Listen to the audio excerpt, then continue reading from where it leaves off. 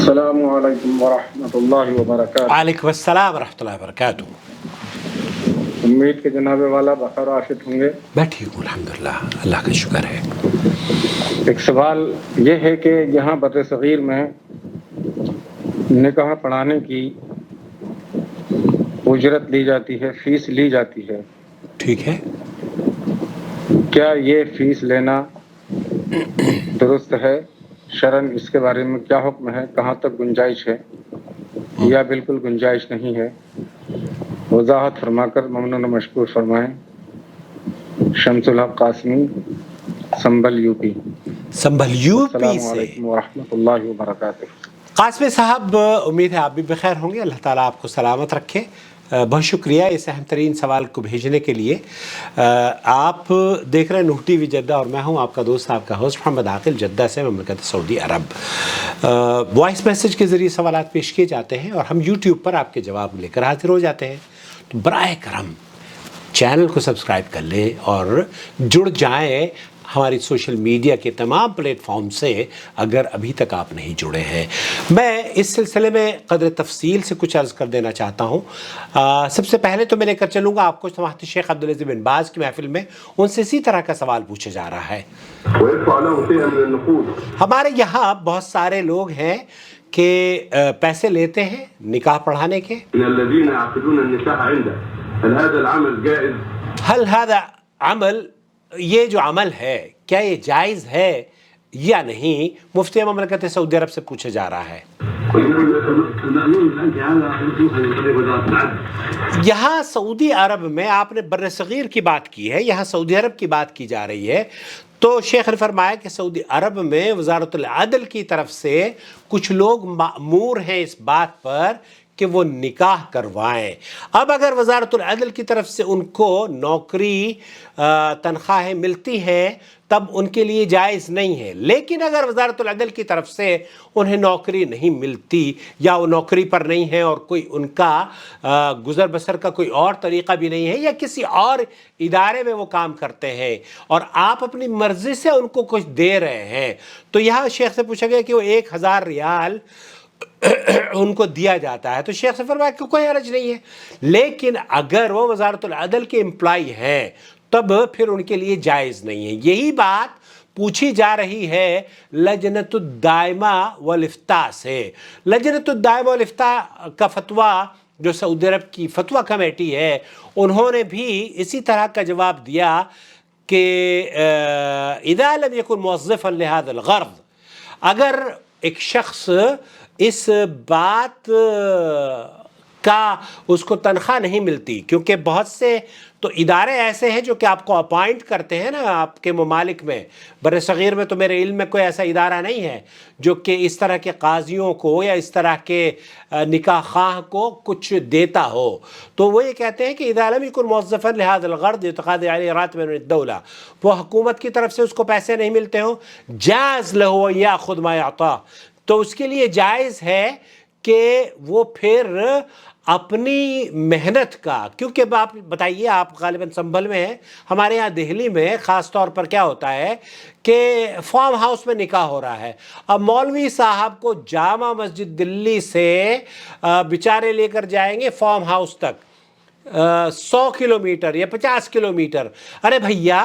اس کو صرف کھانے پر آپ تنخواہ دو گے تو یہ کیا بات ہوئی ہے؟ کھانا بھی کھلاؤ اس کو اور تحفوں سے بھی نوازو اس کو، یہ تو چونکہ آپ کا وہ نوکر نہیں ہے نا، اب آپ صرف اور صرف کیا کرتے ہیں کہ اس کو بس بلایا اور اس کو نکاح کروا دیا اور مع السلامہ۔ تو اگر وہ شیخ فرما رہے ہیں کہ اگر وہ کسی کے یہاں نوکری کرتا ہے اسی کام کے اس کو پیسے ملتے ہیں تب آپ مت دیں،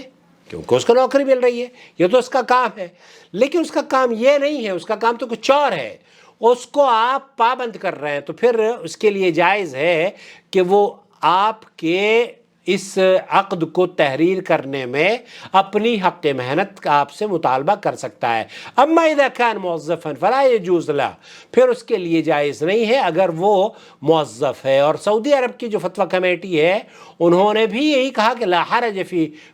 یہاں اس کے لیے جائز ہے کہ وہ اپنی حق محنت وصول کرے، کیونکہ اس نے دراصل وہ آپ کو اپنا وقت بھی دے رہا ہے، آپ کی محنت بھی، اس کی محنت بھی ہو رہی ہے. اور سو مینی کیسز میں نے دیکھا ہے کہ جناب وہ ایک جگہ سے، ہمارے یہاں دہلی میں اگر میں کہوں تو دہلی میں ایک جگہ سے دوسری جگہ منتقل ہونا، سنبھل کی تو مجھے پتہ نہیں کتنا بڑا شہر ہے، کبھی شاید میں گیا نہیں ہوں،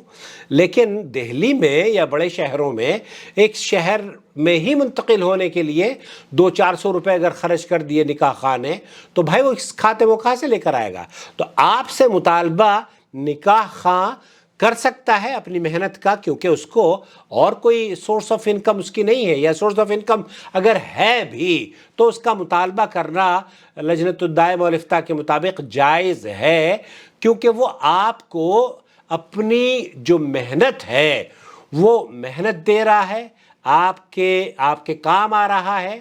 اور باقاعدہ طور پر وہ چل کر مشقت اٹھا کر، پریشان اٹھا کر، سردی میں گرمی میں بیچارہ لے کے جاتا ہے. تو میرے خیال سے اس کو جیسے لجنۃ الدائمہ والافتاء نے فتویٰ دیا ہے، شیخ ابن باز نے بھی فرمایا کہ کوئی حرج نہیں ہے، لیکن اگر کوئی گورنمنٹ کا امپلائی ہے تو پھر نہیں دینا. تو سعودی عرب میں تو گورنمنٹ کے امپلائی نکاح پڑھاتے ہیں، یہاں آپ کورٹ میں چلے جائیے تو وہ کوئی ایک پیسہ وہ نہیں لیتے، لیکن جو باہر بیٹھے رہتے ہیں ڈاکومنٹ بنانے والے 50 روپے آپ یا 100 ریال ان کو دیتے ہیں. تو ہمارے یہاں ایک مزاج یہ بن گیا ہے کہ فری میں ہر چیز چاہیے، دین کے علاوہ، مطلب رکشے والے کو دے دیں گے، جھلی والے کو دے دیں گے، جو آپ کے بٹن لگائے گا اس کو آپ دے دیں گے، جو آپ کے سامان کو منتقل کرے گا ایک جگہ سے دوسری جگہ پر اس لیبر کو آپ دے دیں گے، ٹرانسپورٹ والے کو آپ دے دیں گے. لیکن یہ بیچارہ مولوی جو دین کے لیے، آپ کے لیے، شیخ ابن باز نے فرمایا یہ راحت کا کام کر رہا ہے، اس راحت کے کام کرنے والے کو کچھ نہیں ہے. یہ ناانصافی ہے، اس کا بھی خیال رکھنا چاہیے. ہمارے یہاں بھی چینل پر پتہ ہے کیا ہے، چینل پر لوگ یہ کہتے ہیں کہ جناب آپ کاؤنسلنگ فی ہم سے لیتے ہیں. بھائی کاؤنسلنگ فی میں اپنی محنت کی لیتا ہوں، بعض مرتبہ 1 گھنٹہ لگتا ہے طلاق کے مسئلے پر گفتگو کرتے ہوئے، بعض مرتبہ 10 منٹ میں ہی سالو ہو جاتا ہے. تو اللہ کا شکر ہے وہ کام جو کہ آپ کی زندگی اور آخرت سنوار سکتا ہو، اور سنورتی ہے. نکاح خواہ جو اپنی محنت آپ سے مطالبہ کر رہا ہے، وہ دراصل آپ کو، نکاح خواہ کو بھی تھوڑا سا ہونا چاہیے کہ وہ طلاق کے اور نکاح کے جو امور ہیں یہ محفل میں بیان کر دے کہ طلاق کیسے ہوگی، اور نکاح کے بعد ان چیزوں سے آپ لوگوں کو قاسمی صاحب طلاق کے بارے میں تو یہ نکاح خواہ کو ضرور ہے، میں تو سمجھتا ہوں کہ وہ وہاں پر ٹریننگ دے، چند ایسے کلمات ضرور کہے جیسے میں کہہ رہا ہوں. طلاق نکاح کے بعد ہم بستری اگر کسی نے اپنی بیوی سے کر لی ہے تو سعودی عرب کے مفتی اعظم کا فتویٰ یہ ہے کہ وہ طلاق نہیں ہوگی، حیض کی حالت میں طلاق نہیں ہوگی، ہم بستری کرنے کے بعد طلاق نہیں ہوگی، شدید غصے میں طلاق نہیں ہوگی، اور اسی طریقے سے 3 طلاقیں ایک مجلس میں دی جائیں گی تو وہ بھی طلاق نہیں ہوگی، عدت میں بھی طلاق نہیں ہوگی، طلاق دے دی پھر طلاق دے دی پھر طلاق دے دی. طلاق کے لیے جب آپ نے طلاق دے دی ہے تو آپ کو رجوع کرنا شرط ہے، رجوع نہیں کرو گے تو تم مطلقہ ہے بیچاری، اس کو پھر آپ طلاق دے رہے ہو. تو بہرحال خلاصہ کلام یہ ہوا کہ ہمارے یہاں اس طرز پر لوگوں کا مزاج بن گیا ہے کہ ہم سب کو پیسے دے سکتے ہیں، لیکن یہ جو مولوی حضرات ہیں ان میں تنگی ہوتی ہے. بس جھلی والے کو پیسہ دے دیں گے، لیکن مولوی کو جو نکاح پڑھانے کے لیے آیا ہے اس کو پیسے دینے کے لیے پوچھا جائے گا کہ یہ جائز بھی ہے یا نہیں. اللہ آپ پر رحم فرمائے، اللہ تعالیٰ آپ کو عقل سلیم عطا فرمائے، آمین یا رب العالمین. السلام علیکم ورحمۃ اللہ وبرکاتہ. وما أرسلنا من قبلك إلا رجالا نوحي إليهم فاسألوا أهل الذكر إن كنتم لا تعلمون. بالبينات والزبر